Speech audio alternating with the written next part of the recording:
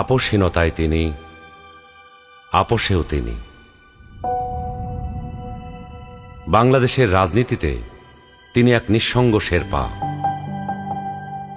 এরশাদের স্বৈরশাসনের বিরুদ্ধে সদ্য রাজনীতিতে এসে তিনি গণতন্ত্রের প্রশ্নে অবিস্মরণীয় ভূমিকা রেখে ভূষিত হলেন আপোষহীন নেতৃত্বে।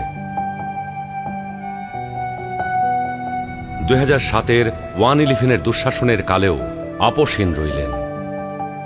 নিজের এবং সন্তানদের নিরাপদ জীবনের প্রতিশ্রুতির বিনিময়ে গণতন্ত্রহীনতাকে মেনে নিলেন না। ফ্যাসিস্ট হাসিনার আমলে বিদেশ থেকে ফিরে এসে মিথ্যা মামলা মোকাবেলা করে জেলে চলে গেলেন।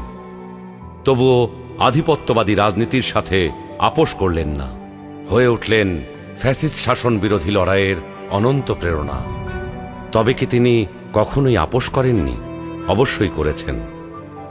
দেশের বৃহত্তর স্বার্থে অনেক গুরুত্বপূর্ণ মুহূর্তে উনি এমন সব বিষয়ে আপোষ করেছেন যেটা না করলে কেবল গণতন্ত্র নয়, বাংলাদেশের স্বাধীনতা সার্বভৌমত্বই বিপন্ন হয়ে পড়ত।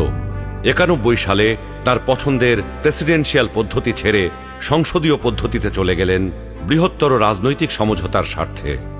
বিরোধী দলের দাবির প্রতি শ্রদ্ধা জানাতে 96 সালে নির্বাচন করে অল্প কয়েকদিনের জন্য সংসদ অধিবেশনে বসে তত্ত্বাবধায়ক সরকার সংবিধানে যুক্ত করে ক্ষমতা ছেড়ে নির্বাচন দিয়ে বিরোধী দলে গিয়ে বসেন।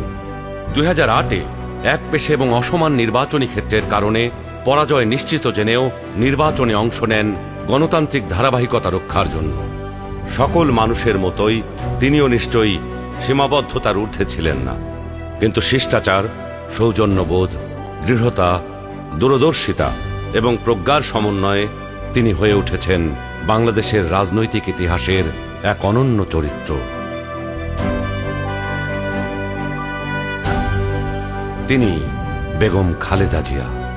আমরা সকলকে বন্ধু হিসাবে দেখতে চাই, কিন্তু কেউ যদি আমাদের বন্ধুর বেশে প্রভু হতে চায়, সেটা আমরা কখনো মেনে নেব না, মানতে দিব না।